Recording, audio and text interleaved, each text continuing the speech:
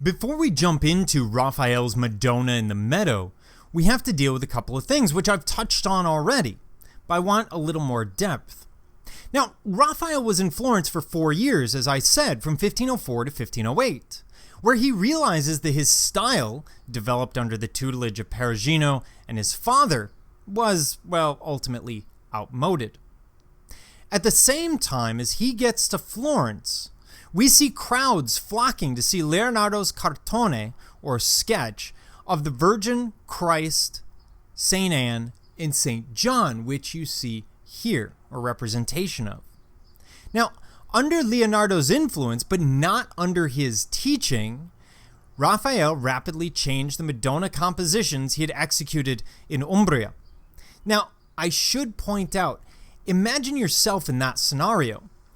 You think you're hot and ready to go when you walk into this town. I am the greatest artist, or I'm a great artist, or whatever it is, and you show up and you go, oh!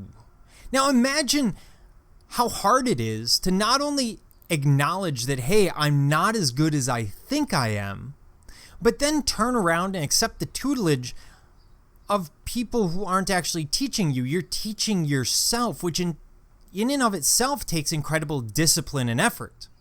So with all of that in mind, let's look at this Madonna in the Meadow. So what he's done here is he has adopted the pyramidal composition pioneered by Leonardo. And we see that here. Again, this is a foundational element. Pyramids and pyramidal compositions tend to be very stable. They give us the sense of stability and something that's foundational to usually a religion or a story or any number of other things.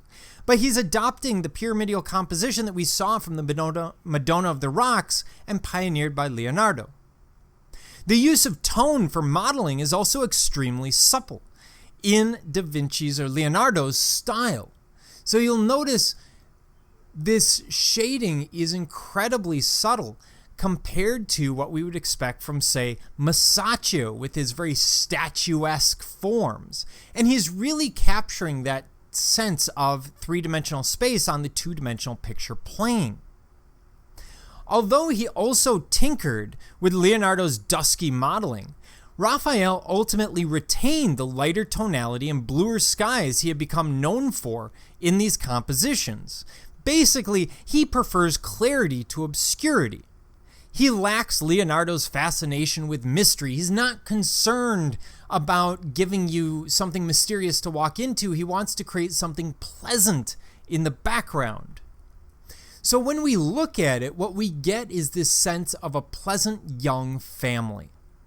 The mother out there with a child and a guest in this beautiful pastoral landscape. It's not an identifiable and specific landscape, but the use of atmospheric perspective invites us back, and the use of color invites us into this landscape. It's a beautiful one that just draws us in. We see water in the background, scattering of trees, the hills, the clouds.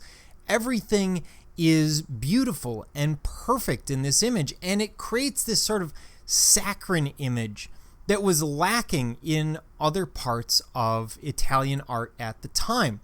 And it is appropriate when you're trying to take the Virgin Mary and turn her from a vessel that happened to give birth to Jesus into a mother figure to Jesus. So this is that swing happening. We're seeing the maternal elements of Mary really coming out in Raphael's work.